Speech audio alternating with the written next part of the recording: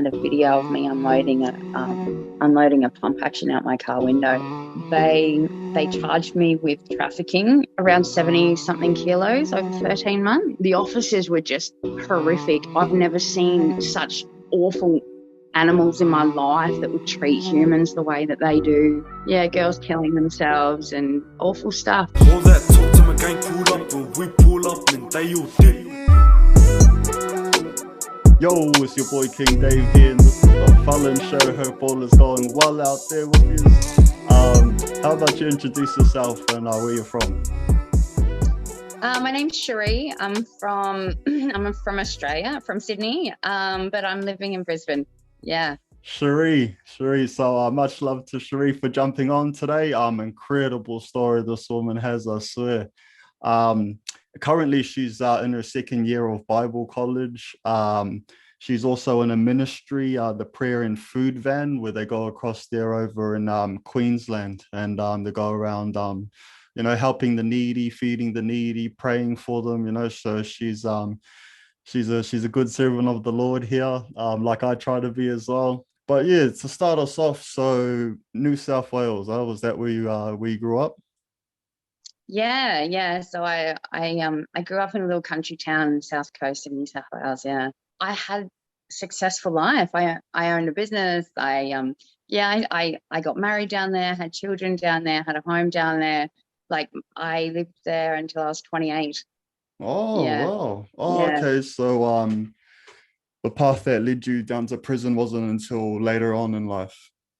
Absolutely. Yeah. So what sort of did that 180 for you? Having a family and being married, having kids. Yeah. Well, so was it a pretty normal lifestyle? Like, were drugs and alcohol in the picture at all for you, or not at all? Huh? No, not Wow. really. Yes, I grew up with my dad. It was Okay. just me and my dad, really, and we sort of grew a business together from when I was really little, like 10. I'd count the money, and like it all sort of escalated from there, just him and I. He smoked pot, but he wasn't no real involvement in drugs or anything like that, like heavy stuff. Yeah. The reason I left this little town is because my dad died. Like, I wanted out of there when I was 15, but he wouldn't go, and I was caring for him. He got sick.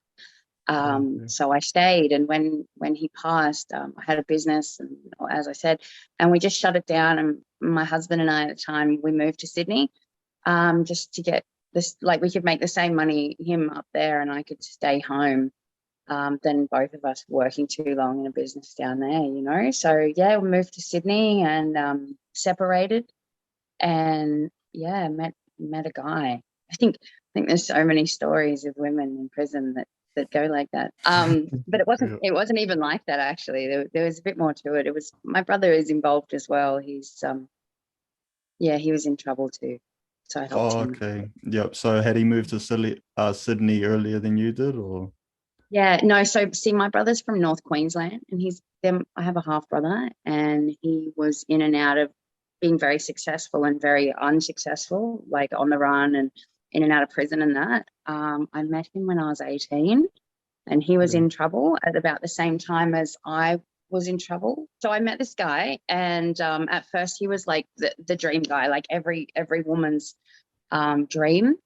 And it was when he started becoming abusive that I reached out to my brother. I hadn't spoken to him in a few years, and I reached out to ask him to come and help me like get this man out of my life, kind of thing. Yeah. Oh, okay. Yep. So he became abusive, physically abusive, is it mentally? Yeah, everything. He had 2 kids to another woman behind my back.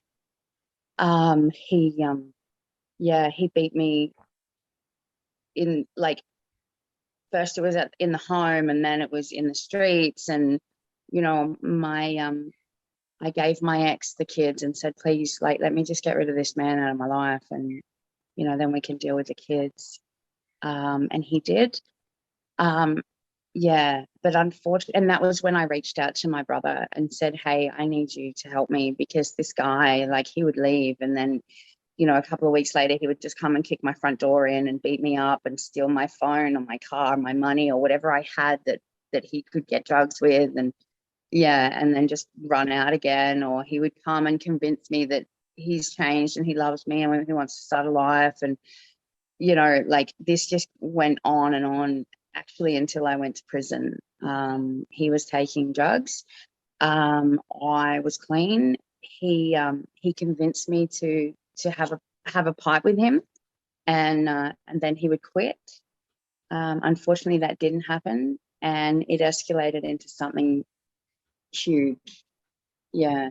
Yeah, yeah. So I think a lot of women watching this can sympathize with your story for Mm. sure. So okay, so well, what happened when your brother came back? Was he able to help you out at all, or? Yeah, so that's the thing. My brother didn't come back. I contacted him. He was in North Queensland. He was on the run.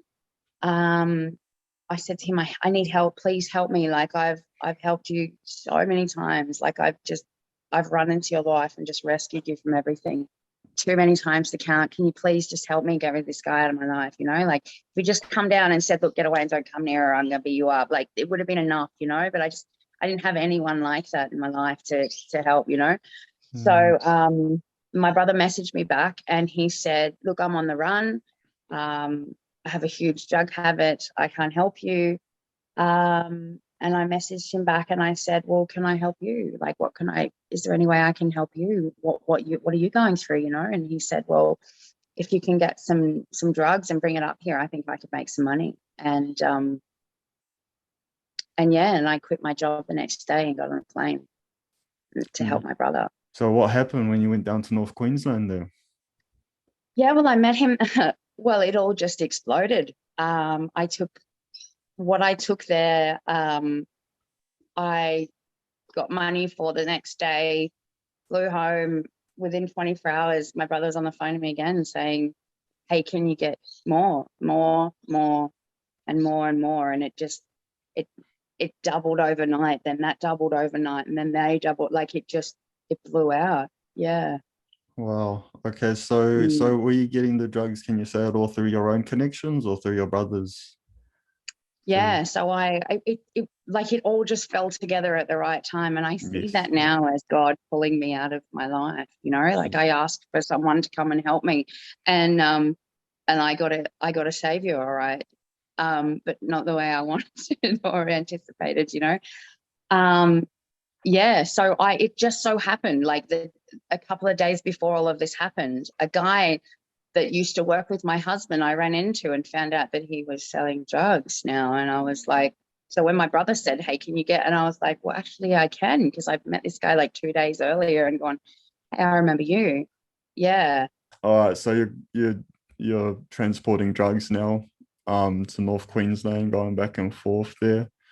Um, but how was your drug use and sort of the money that you're getting? Is it like you've sort of got all this money now, also a massive drug habit type thing? Like what? Yeah. Well, my drug habit was never like the amount of drugs I was using was never a problem because of how much was being turned over, and by that time I was injecting as well. Oh, Um, okay. How yeah, long did that take you during your meth use to start injecting? not long, maybe 2 months. Yeah, I think once I lost my kids, nothing mattered. And I've met literally hundreds and hundreds of girls in prison with exactly the same story. You take a woman's kids off her and she doesn't get better. She gets worse. You take Yeah. away her reason. So okay, so well, how was the money sort of side of it? So were you actually raking in quite a bit of money, or Yes. Yep. More than I could count. wow? So what sort of stuff were you? What sort of a lifestyle were you living? During this time. You know what? Um, there's two very different and specific lifestyles. There was the outside lifestyle where it looked like I was having all the fun in the world, like I would fly friends down from Queensland, buy out a hotel level for the weekend or the week or whatever, and just like go crazy, throw countless money at them to take to the casino, just whatever, like just big, huge money. As I said, more money than I could count. Yeah. Yeah, like I had this amazing car. that was just a monster, and I could drive the hell out of it too. So I would just pull cop chases every time I got lonely, which was a lot, um, and just drive around, just being reckless, because I grew up on bush tracks, and I used to race cars too like when I was younger. So I'd just be reckless, or I'd fly to Queensland and just buy someone else's car and then just be reckless, like just anything I wanted. But on the inside, there's this part of me that's always been alone, like I've always felt isolated and alone from everyone and everything. I feel like what I was doing put me in a position where everybody else could have fun but me, like I could be surrounded by everyone, and still in the back of my head I'm counting and thinking, if I'm going to get my fingers chopped off if I don't come up with this money or whatever, like just the stress and the isolation from being at that position in the food chain, I guess.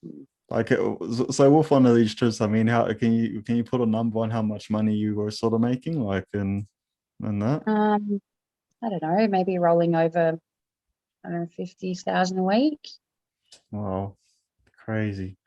So that's a lot of Yeah, money. crazy. Yeah, that's a lot of Yeah. money. Well, what sort Yeah. of people were you dealing with during this time? Like obviously you're worried about, getting your fingers cut off and things like that. So were these sort of dangerous people? Were you scared of them at all? Or Yeah. So the person that I initially went through, I ended up bypassing because he was just cheating the whole agreement, I guess.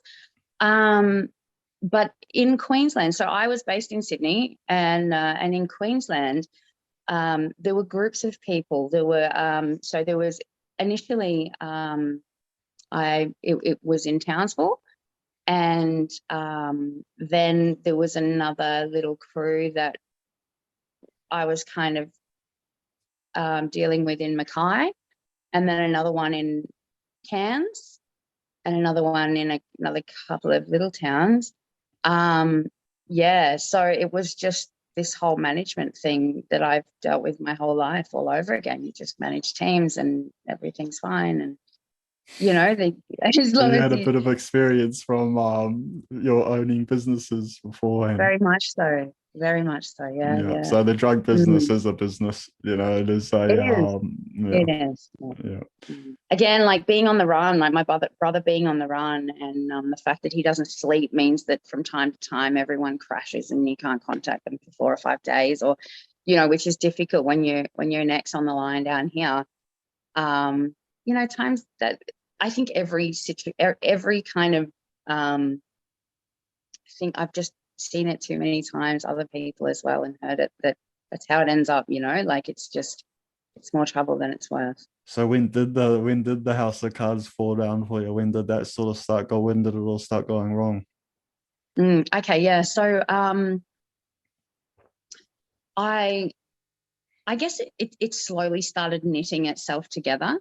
I got picked up. I just brought a new club sport 900 horsepower monster, and I just come up to take it for a cruise for the weekend. It was bought it from Mackay, driving to Townsville, and it was that lumpy. It was rattling the windows, just idling through little towns on the way up, and at 3 o'clock in the morning, just past the local patrol, and they spun around, and this little fella was driving, and he said to me, "Should I stop?" And I said, "Is there any," like they turned around, put their lights on. He said, "Should I stop?" And I said, "Well, is there any reason you shouldn't stop? Like, you're going to get us in trouble here?" Like, I was off the radar, no, nothing. Nobody even knew my name. And like, I was just a law abiding citizen. And he said, "I'll just grab your license, mate." So he walked away with the license. And this little fella said, "I have warrants." And I said, what for?" And he said, "Firearms." And I went, "Oh." So they searched the car and they found like 40 grams of ice and 30 grand cash and just some weed and stuff. And that's it. I was on the radar from that point, and actually went to Stewart Prison for a couple of weeks, got Supreme Court bail there. Oh, I okay. got Yeah. bail on the condition that I didn't come to Queensland. I got kicked out of Queensland. I had to stay in New South Wales unless it was for court. So when did you get on the radar in New South Wales then? Yeah. So I had a so there was a storage unit that I had leased out in someone else's name that, like, those nights where you're just like, what if the police come in right now? And you freak out and you grab everything and you put it in a backpack and you just stash it. So I just had this I Yeah. just had this storage unit with about 10 of those backpacks in there. And the owners reported suspicious activity because I was in and out of there at strange times. So the cops got a warrant on there because they tracked the girl whose name was on it, and they got a warrant and they searched it and they found a heap of guns in there. Oh, Um, well.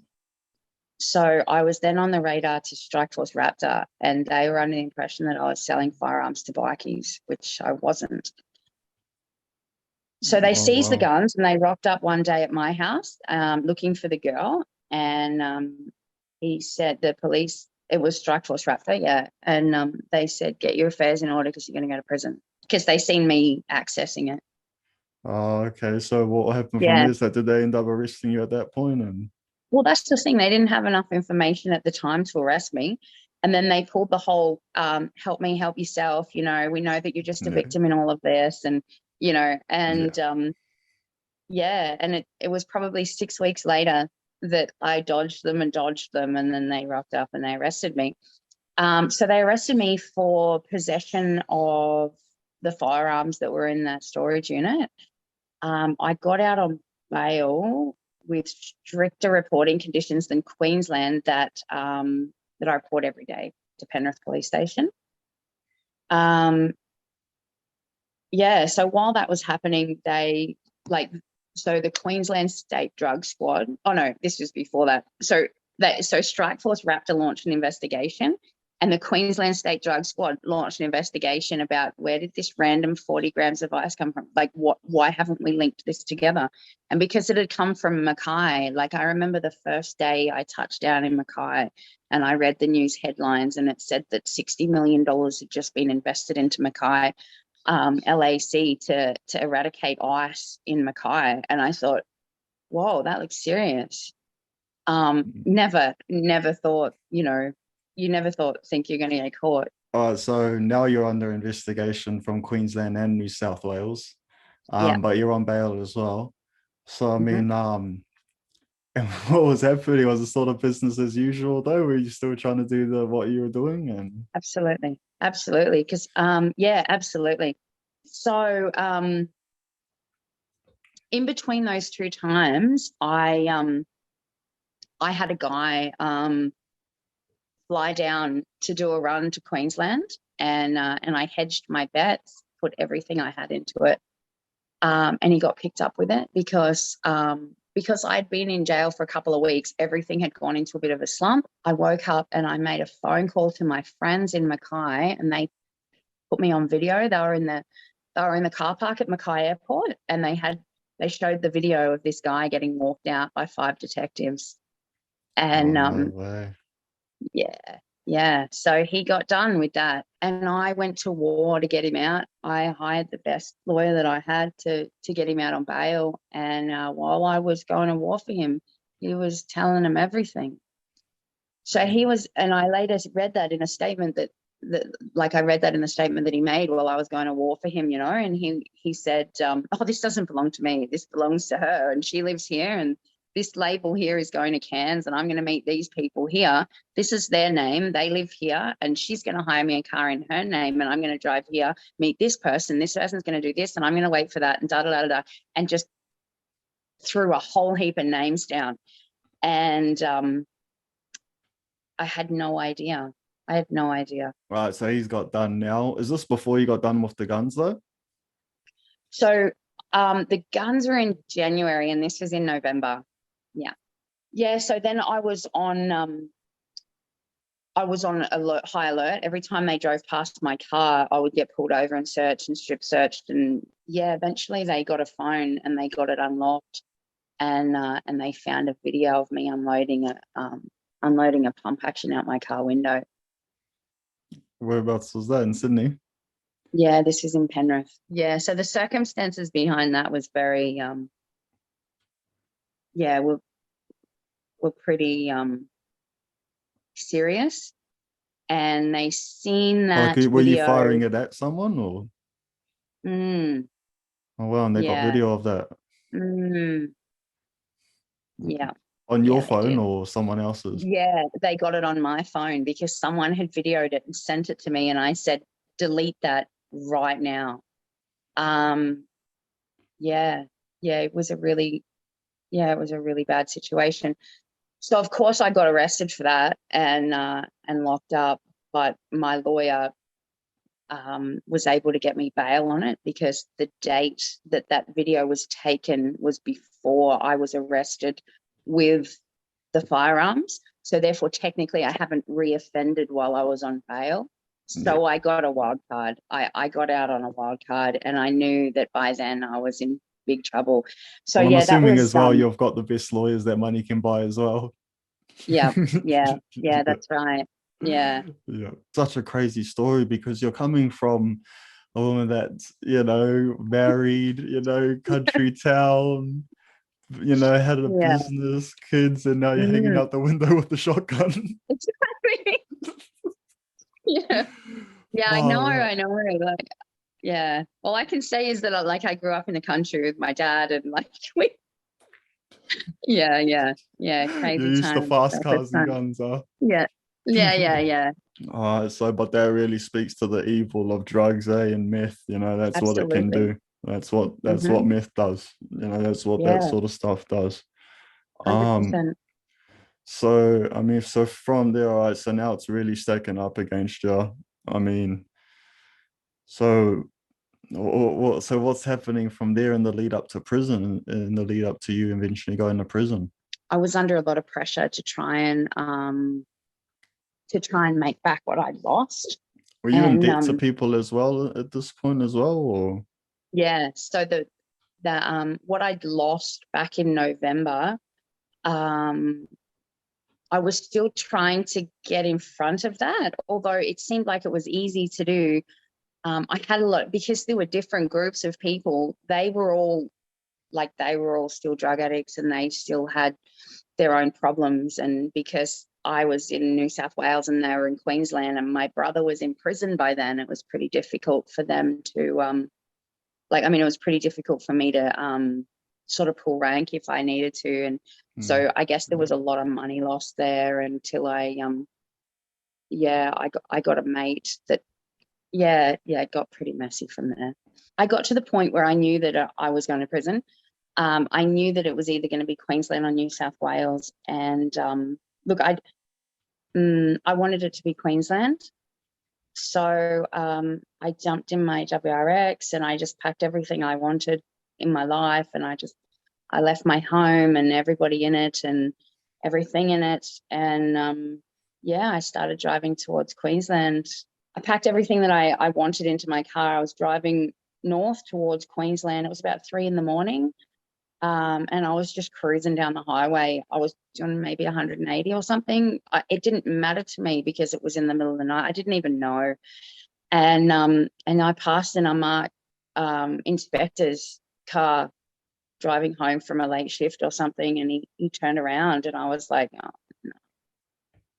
And I should have reported on bail that day, and I didn't first time. And so I didn't know what to do. I pulled over on the side of the road. My head's going 100 miles an hour, thinking, what am I going to do? What am I going to do? I grabbed my license, held it out the side of the window. As he was walking up, I waited until he got as close as possible. Then I threw it on the passenger seat and just launched it. Anyway, I ended up ditching my car and legging it into the bush. Next morning, I sort of crawled out of there and decided, no, I'm not doing this. So I went to the closest house and I said, can you call the police? I've been in a cop chase. I've just breathed bail. I went to jail. So that was about half an hour out of Kempsey. So I got reception in the Kempsey jail that afternoon. All right, so you've landed in Kempsey now. So, well, first of all, so how long did you end up getting sentenced to? So I got 5.5 years in New South Wales with 3.5 to serve. Yeah, and then I was extradited to Queensland. And then in Queensland, I got sentenced 13 years with 5 to serve. to be served concurrently with my time in New South Wales. So all up, I served 5, and I have 8 years parole. Yeah. So within a couple of hours of me landing in the compound, I was shown my cellie and my cell, and she started saying stuff to me like, you know, this goes here, and I don't want you to touch this, and da da. And I kind of said to her, "We're going to have a problem." And she's like, "What?" And I said, "Well, we're going to have a problem," and we ended up fighting. So I got put in Segro, and then 5 days later, 5 days later, I come out, same thing again, same thing again, same thing again. So the first month I was in Kempsey, I did 25 days Segro. Oh wow! So I said that was your introduction into prison. A couple punch-ons, time in Segro. Yeah. So that's solitary confinement. Yeah. What? So during your time in New South Wales, what prisons did you do time in? So I was in Kempsey, Cessnock, Mullewa, Emu Plains, Dilwinia, Mary Wade, Wellington. There's some women out there that want to make a name for themselves and be a hot shot and, want to run the jail, and basically whoever has the drugs runs the jail, don't they? But outside of that, racial stuff, I've been to a couple of jails where there's been some really tough race stuff going on, and big division within the jail system. But that's generally when there's a jail where there's not much work around and not much else to do but to get into trouble. Like Mary Wade. Mary Wade's a perfect example of that. There's very little work. There's about 95 girls, and it's a supermax. Yeah, there was a big division going on there, where the Aboriginal girls would stand down one end and the whites would be up the other. And that's basically the only real problems that ever happened was that kind of stuff. So there was this one day where like the tension was building in Mary Wade. Like we'd probably been in there and we'd probably been open for about, I don't know, maybe 3 months, and it got to a pressure point where it just exploded and it just like overflowed, and there was about maybe 40 or 50 girls in a big pile up of just punch-ons, and there was officers running from everywhere. And so as you're going on in your sentence, so when did you start realizing that you were going to actually be extradited back to Queensland? Did you know that from the start, or? No, I didn't have a clue from the start. I still thought that guy had held solid when he got picked up. So I was transferred down to Sydney eventually so I could get classified. And I think it was like February 2017. My brother was locked up in Capricornia in Queensland, in Rockhampton there.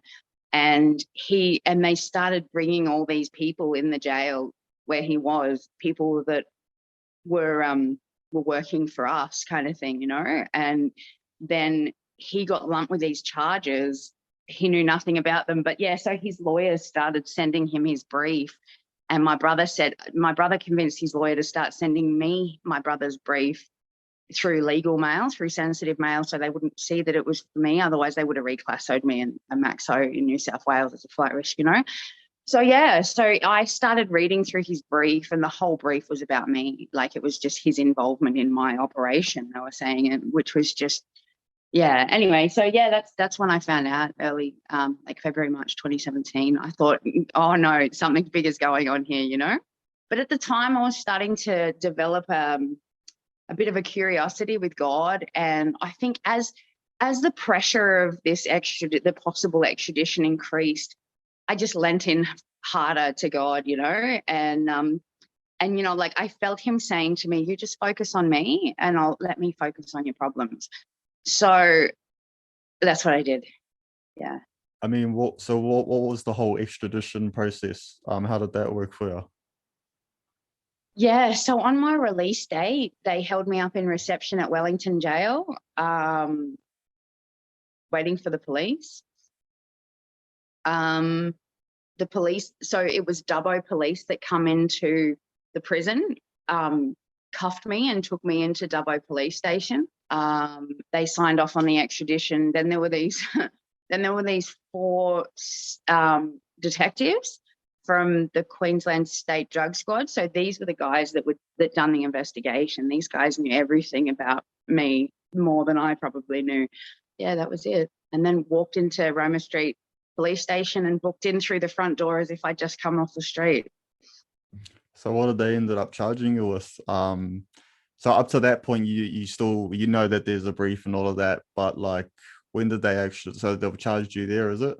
Yeah, so the initial warrant was for trafficking amounts of up to 1.5 kilos a week over 13 months to places in, wow. And then the places that they outlined, there was about 10, 12 different places that they said that I was trafficking out of. Yeah, which was absolute rubbish. Around 70 something kilos over 13 months. Yeah.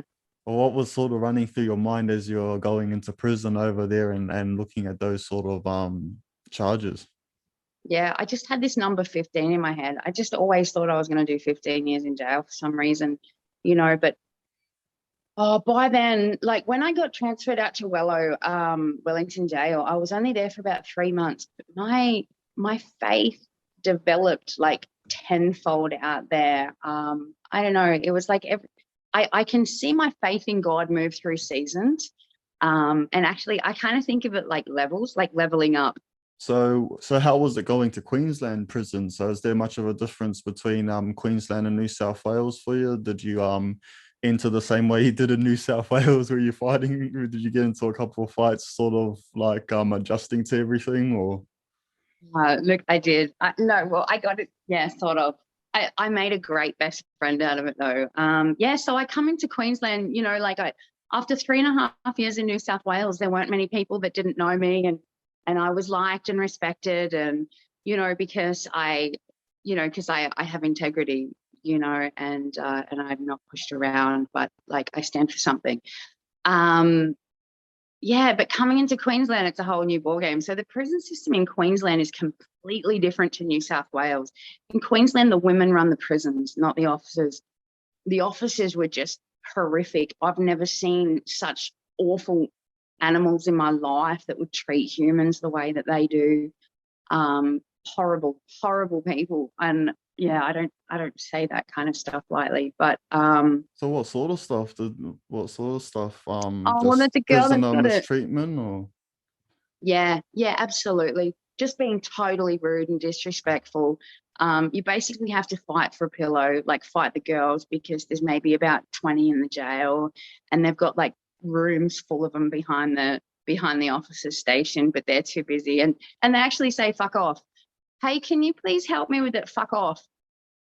A lot. That happens a lot, especially and it's difficult, especially when you come from a situation on the street where you're like, nobody talks to me like that kind of thing. Like you're just stuck with it. It's awful. They're terrible people. I've seen women have miscarriages because they've been told to fuck off. Yeah. And they're saying like, I'm having a baby. I'm in pain. Can you call medical? Fuck off. Yeah. I've seen a lot of that sort of stuff happening. Yep. Yeah. Yeah. Wow. Girls killing themselves and awful Oh, stuff. really? Wow, Yeah. that's Women awful. chewing through their veins in their hands, just trying to end it. Is Terrible. that in Terrible. particular Queensland, or like? Yeah. Wow, so it gets Yeah. crazy over Yeah. there, huh?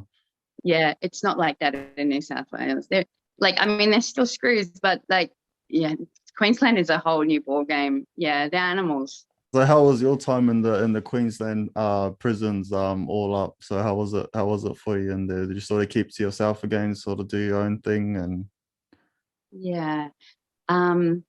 Yeah, so that basically the same way. Just be consistent. As I said, like I was on fast forward with God by the time I hit Brisbane. I made a friend there who, like, pretty much straight off the bat, I was in a bit of trouble. Okay, yeah. So I met this young girl. She was 22, like the day that I got into Brisbane Women's. I was in Maxo there when you first come through. You're in Maxo, and I was in there, and there was this young girl, and I was she was hanging out with me, talking to me and that, and she got this enemy, a really big enemy. Like she was like 6'2" and about 140 kilos. She was an African woman, and this woman comes up to me, like this other woman comes up to me. She's got like double sleeves, neck, face tats. Like she looks like, the business, and she walks up and she's like, you know, you're in trouble with that girl, hey, like with that woman. And I said, yeah, I know. And she's like, that girl, like, you should just ditch her. And I said, yeah, I don't know. And she said, is she worth it? And I said, I'm not sure. And she said, well, I'll have you back. Like, I'll jump on it with you if it ever comes to it. And I said, really? And she says, yeah. Anyway, about a week and a half later, it come to it. And she did. She copped a broken cheekbone and got busted up for me. And she's my best friend. Like, we're best friends out here. Yeah, prison, a very unique experience for the hellhole that it is. Yeah. You actually do form some friendships in there, you know, because you get all sorts of walks of life in there, you know. It's not like just people are just these bad people from there. So so how did your court stuff go from there? So you obviously ended up getting out. So what sort of did you get sentenced to and all of that? Yeah, so I had this lawyer. What a lawyer. Mitchell Kavanagh is his name. And and he started making inquiries for me while I was still in jail in New South Wales. By the time I got into the watch house, he'd already had half my brief. He'd already been talking to the DPP. But this lawyer ended up charging me $6,000 to go from 77 kilos down to 7.1 kilos, and even had brief barristers and and was there on the day of my sentencing and got me 13 years to serve 5, which I had already served between New South Wales and Queensland. And because my crime in New South Wales was directly related to my Queensland crime, it could be served concurrently, which meant, by the grace of God and this amazing lawyer, that I served 5 years and ended up with 8 years parole. Yeah. How was being released from prison for you? And so did you have many peoples out there in Queensland or? No, so I got released into Brisbane, and I don't know anyone in Brisbane, which is great. But my mum was there. My mum had kind of fought for me along the way. She'd had 2 strokes since I'd been in prison. I'm her only daughter, so she kind of just faded away. So God gave me the gift of being able to care for her and nurture her and bring her back to pretty well health, that she could care for herself. That in Queensland I was able to study, and God allowed me to start studying ministry up there. You know, like once God entered the picture, the prison system had no hold on me. The world had no hold on me. I was no longer locked up. They could have kept me for life, and God had already set me free. So did nothing, you know. And but yeah, this diploma of ministry, that just being able to get out and go back to this and enter into a community of a church and find amazing people through a church that I've never had. Like, I've never had a circle of friends who are just so wonderful like I do in the church, you know. So although I didn't have support from 5 years ago, I found a lot in my community through my church. Yeah. To finish off here, what's sort of your message? As I said, you know, a lot of ladies would sympathize with your story, you know, sort of getting caught up with the wrong man, and then just everything goes to shit after that. You know, some women feel helpless, like they can't find anyone, like they can't go to anyone. So what would sort of be your message of encouragement for them? You know, I've seen the same thing happen. My story just repeated and repeated by so many girls, hundreds of girls in prison, you know, and that's where it ends up. You know, like we walk away from everything to try and keep a man who just doesn't have any interest in keeping us. He's just looking at his own interests because of his drug addiction or whatever, you know. And you know, that we're fighters because we learn to fight for children, and we're nurturers. And I've watched my kids grow up on my cell walls and listened to them make new memories without me in it. And so many women come in and out of the system and have a very similar story to me, just doing drastic things and letting go of the most important things just to try and hold on to something that isn't going to last or isn't worth holding on to, you know. I like our children is what keeps us together, and without them we can't survive. So I just hope that my story can do something for someone's life, that they could understand that that watching my children grow up on my cell walls, and listening to them make new memories with people that don't have their mum included into it. You know, like I don't want that for other women, and I know that there's an easier way out of it, and it hurts, but eventually we all understand that our kids do come first and they need us, and they're not the ones that can make a choice whether or not they want to be in this situation. And you know, they just want their mum. They don't care about anything else. They just want their mum.